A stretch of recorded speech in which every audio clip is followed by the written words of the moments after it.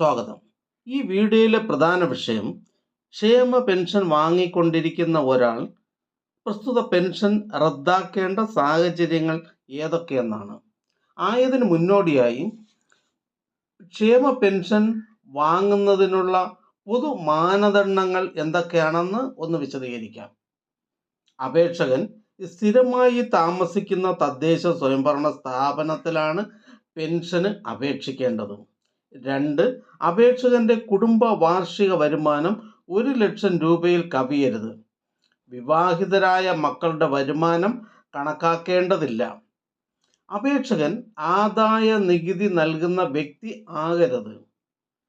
അപേക്ഷകൻ കേന്ദ്ര സർക്കാർ, മറ്റു സംസ്ഥാന സർക്കാർ എന്നിവിടങ്ങളിൽ നിന്നും ശമ്പളം, പെൻഷൻ, കുടുംബ പെൻഷൻ ലഭിക്കുന്ന വ്യക്തി ആകരുത്.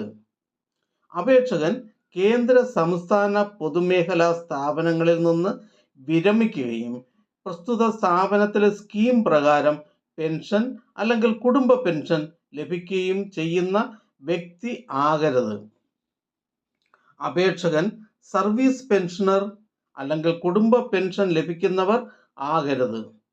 4,000 രൂപ വരെ എക്സ്ഗ്രേഷ്യ NPS പെൻഷൻ വാങ്ങുന്നവർക്ക് ഈ നിബന്ധന ബാധകമല്ല. മറ്റു സാമൂഹ്യ ക്ഷേമ പെൻഷനുകൾ ഒന്നും തന്നെ ലഭിക്കുന്നവർ അർഹരല്ല. വികലാംഗർക്ക് ഇത് ബാധകമല്ല. EPF ഉൾപ്പെടെ പരമാവധി 2 പെൻഷന് മാത്രമേ അർഹത ഉള്ളൂ. അപേക്ഷകന്റെ പേരിലോ കുടുംബത്തിന്റെ പേരിലോ 2 ഏക്കറിൽ കൂടുതൽ വസ്തു ഉണ്ടാകാൻ പാടില്ല. പട്ടികവർഗ വിഭാഗത്തിൽപ്പെട്ട അപേക്ഷകർക്ക് ഇത് ബാധകമല്ല. അപേക്ഷകൻ യാചകനാകാൻ പാടില്ല. അപേക്ഷകൻ അഗതി മന്ദിരത്തിലെ അന്തേവാസിയാകാനും പാടില്ല. 1000 cc കൂടുതൽ എഞ്ചിൻ കപ്പാസിറ്റിയുള്ള ടാക്സി അല്ലാത്ത 4 അതിലധികമോ ചക്രങ്ങളുള്ള വാഹനങ്ങൾ, അതായത് അംബാസഡർ കാർ ഒഴികെ സ്വന്തമായി ഉള്ള വ്യക്തി ആകരുത്. കുടുംബത്തിൽ 1000 cc കൂടുതൽ എഞ്ചിൻ കപ്പാസിറ്റിയുള്ള AC വാഹനങ്ങൾ ഉണ്ടായിരിക്കരുത്. 2000 ചതുരശ്ര അടിയിൽ കൂടുതൽ വിസ്തീർണമുള്ളതും ആധുനിക രീതിയിൽ ഫ്ലോറിംഗ് നടത്തിയിട്ടുള്ളതും കോൺക്രീറ്റ് ചെയ്തതുമായ കെട്ടിടങ്ങളിൽ താമസിക്കുന്നവർ ആകാനും പാടില്ല. താമസിക്കുന്ന വീട്ടിൽ എയർ കണ്ടീഷണർ ഘടിപ്പിച്ചിട്ടുള്ളവർ ആകരുത്.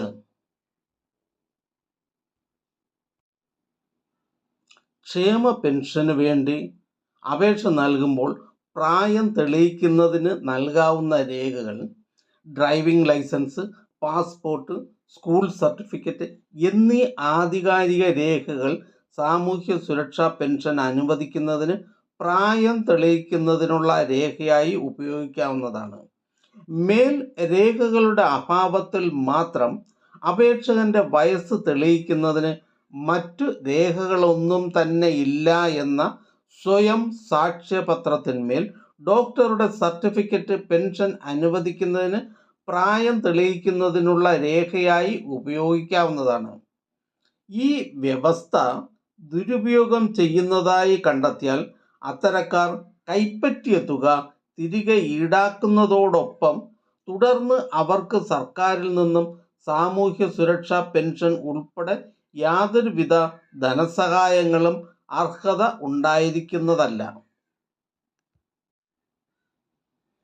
പാവങ്ങൾക്ക് കരുതലായി നൽകുന്ന 1,600 രൂപയുടെ പ്രതിമാസ സാമൂഹ്യ സുരക്ഷാ പെൻഷൻ സർക്കാർ ഉദ്യോഗസ്ഥരും സർവീസ് പെൻഷൻകാരും നാട്ടിലെ സമ്പന്നരും അടക്കം തട്ടിയെടുക്കുന്നതിൽ വ്യാപകമായ അന്വേഷണം നടക്കുകയാണ്. സംസ്ഥാനത്ത് ഏതാണ്ട് 10 ലക്ഷത്തിലധികം പേർ ക്ഷേമ പെൻഷൻ അനധികൃതമായി കൈപ്പറ്റുന്നുണ്ടെന്നാണ് ധനവകുപ്പിന്റെ കണ്ടെത്തൽ. നേരത്തെ 1,458 സർക്കാർ ജീവനക്കാരുടെ പേരില്ലാത്ത പട്ടിക ധനവകുപ്പ് പുറത്തുവിടുകയും അതിൽ ചില വകുപ്പുകളിൽ സസ്പെൻഷൻ ഉൾപ്പെടെ നടപടിയെടുക്കുകയും ചെയ്തിരുന്നു. വൻ തട്ടിപ്പ് കണ്ടെത്തിയതോടെ മുഴുവൻ പട്ടികയും പരിശോധിക്കാനും ധനവകുപ്പ് തീരുമാനിച്ചിട്ടുണ്ട്. ചില ക്ഷേമ പെൻഷൻകാരുടെ വീടുകളിൽ എയർ കണ്ടീഷണർ ഉൾപ്പെടെ സുഖസൗകര്യങ്ങളുണ്ടെന്ന് ധനവകുപ്പ് പ്രാഥമിക പരിശോധനയിൽ തന്നെ കണ്ടെത്തി.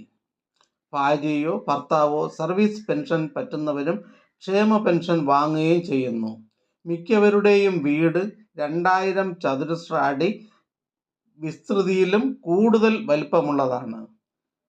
ഈ കണ്ടെത്തലുകളെ തുടർന്നാണ് തദ്ദേശ വാർഡ് തലത്തിൽ നിന്ന് തന്നെ പട്ടിക പുനഃപരിശോധിക്കുവാൻ ധനവകുപ്പ് തീരുമാനിച്ചത്.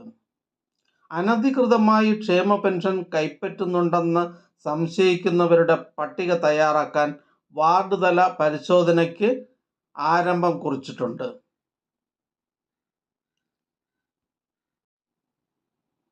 വാഹനം, വലിയ വീട്, കൂടുതൽ ഭൂമി തുടങ്ങിയവ ഉള്ളവരെ കണ്ടെത്തിയാണ് പട്ടിക തയ്യാറാക്കുവാൻ ധനവകുപ്പ് തീരുമാനിച്ചിട്ടുള്ളത്. ഇതിനായി മോട്ടോർ വാഹനം, റവന്യൂ, രജിസ്ട്രേഷൻ തുടങ്ങിയ വകുപ്പുകളുടെ ഡാറ്റാബേസ് പരിശോധിക്കുവാനും ആദായ നികുതി വകുപ്പിൽ നിന്ന് വിവരം തേടാനും തീരുമാനിച്ചിട്ടുണ്ട്. അടുത്തതായി, ക്ഷേമ പെൻഷൻ വാങ്ങുന്ന ഒരാൾ ക്ഷേമ പെൻഷൻ റദ്ദാക്കേണ്ട സാഹചര്യങ്ങൾ ഏതൊക്കെയാണെന്ന് വിശദമാക്കാം. സാമൂഹ്യ സുരക്ഷാ പെൻഷനുകൾക്ക് അപേക്ഷിക്കുമ്പോൾ അക്കാലത്തെ വരുമാനവും ഭൗതിക സാഹചര്യങ്ങളും മറ്റ് അർഹതാ മാനദണ്ഡങ്ങളും പരിശോധിച്ചാണ് ഗുണഭോക്താവിൻ്റെ അർഹത നിർണയിച്ച് പെൻഷൻ അംഗീകരിച്ച് നൽകുന്നത്.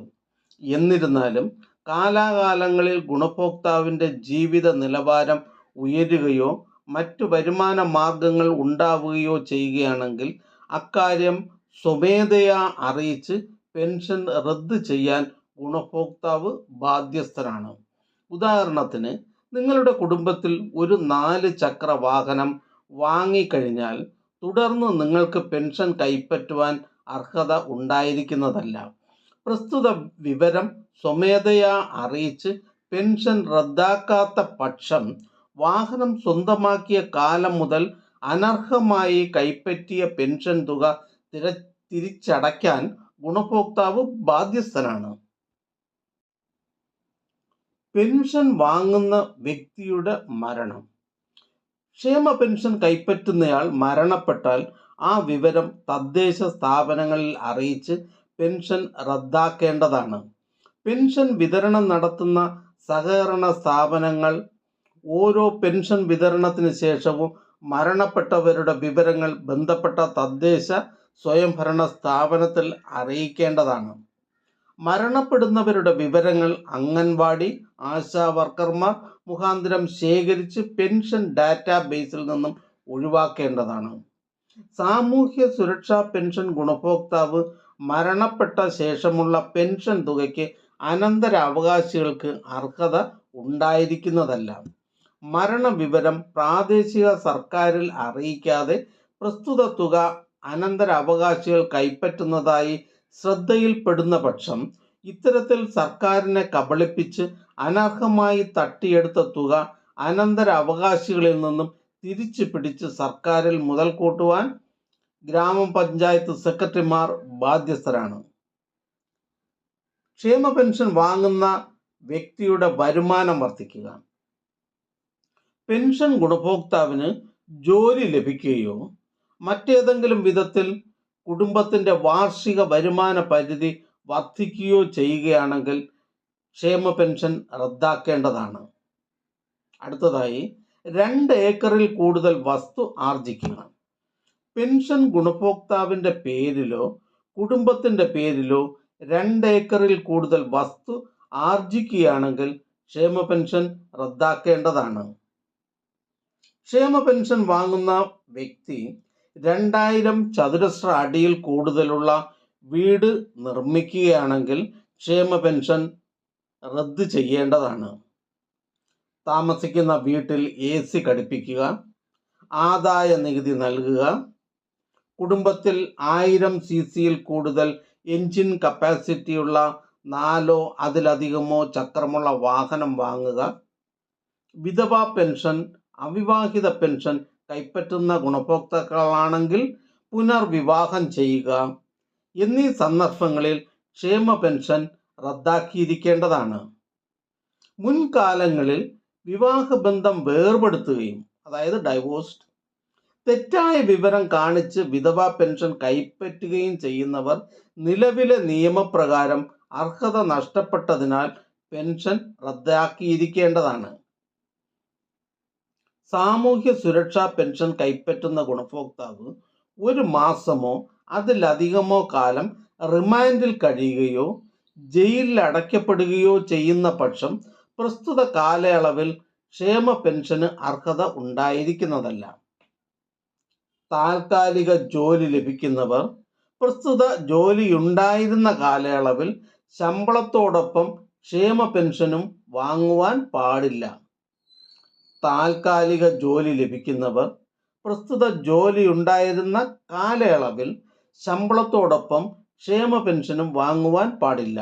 താൽക്കാലിക ജോലിക്ക് കയറുന്നവർ സാമൂഹ്യ സുരക്ഷാ പെൻഷൻ കൈപ്പറ്റുന്നില്ലെന്ന് വകുപ്പ് തലവന്മാർ ഉറപ്പുവരുത്തിയിരിക്കേണ്ടതാണ്. സർക്കാരിനെ കബളിപ്പിച്ച് പെൻഷൻ തുക കൈപ്പറ്റിയാൽ പ്രസ്തുത തുക 18% പിഴ പലിശ അടക്കം, അതായത് അനർഹമായി കൈപ്പറ്റിയ മാസം മുതൽ തിരിച്ചടവാക്കപ്പെടുന്ന മാസം വരെയുള്ളത് തിരിച്ചു പിടിക്കുകയും അയാളിൽ നിന്നും വകുപ്പ് തല നടപടി സ്വീകരിക്കുന്നതുമാണ്.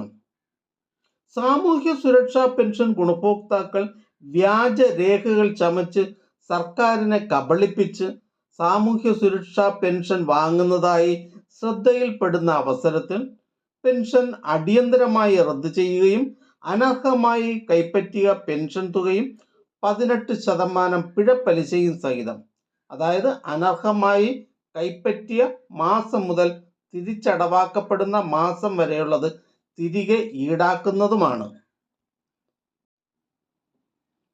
വികലാംഗ പെൻഷൻ ലഭിക്കുന്ന ഗുണഭോക്താക്കൾക്ക് വികലാംഗ പെൻഷന് പുറമെ മറ്റൊരു സാമൂഹ്യ സുരക്ഷാ പെൻഷൻ, ക്ഷേമനിധി ബോർഡ് പെൻഷൻ എന്നിവ 600 രൂപ നിരക്കിൽ ലഭിക്കുന്നതിന് അർഹതയുണ്ട്.